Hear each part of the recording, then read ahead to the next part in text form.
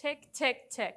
It's 12:34 a.m. and you're still awake. Your head is racing with thoughts. Like, what if I'm not ready for my math presentation tomorrow? Or, what if I'm not ready for that big talk on Tuesday? Or what if I'm not ready to take my driving test in the summer? This is called overthinking. We all do it.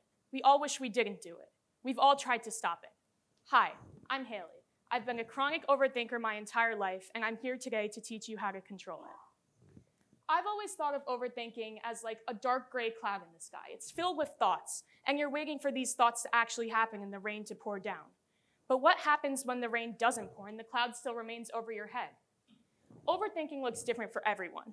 For some people, it can just be sitting in your thoughts. But then for other people, it can lead into physical pain, like fatigue, nausea, or splitting headache. Overthinking affects the minds and lives of 73% of the United States population. Overthinking in itself is not a mental illness, but can often relate back to symptoms of anxiety or depression. We tend to think that overthinking is hard work. We're putting a plan into action and it's getting us to our goal. But in reality, it makes us tired and sad. Overthinking is not good for us. Overthinking is the enemy of action. Action is what gets us to our goal. In reality, overthinking just drives us insane.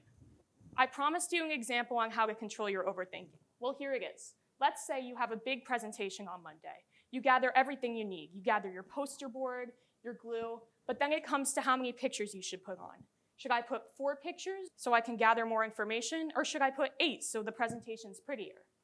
And on and on. It's a cycle that never ends. You think about it forever.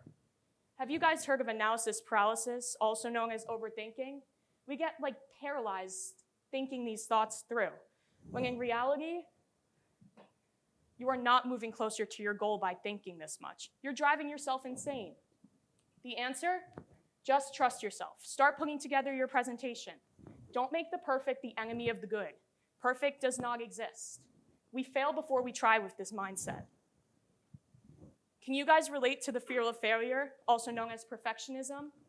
We get in this mindset of, what if it's not perfect? What if my friends don't like it? What if my parents don't like it? What if I don't like it? Here is the steps I take to take back control of my mind and stop my overthinking.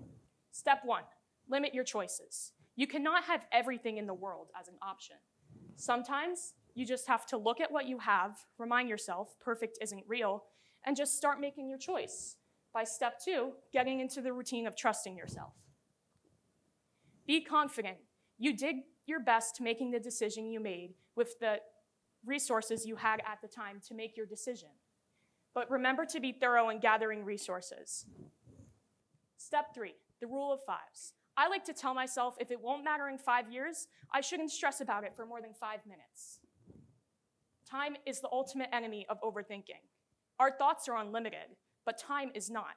We have to be very careful in letting our brain choose what to think, so we make the best use of our time.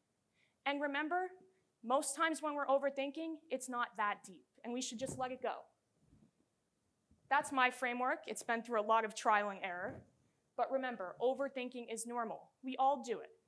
But if it becomes so overwhelming that it's consuming your everyday life, you should seek out help from a trusted adult or medical professional.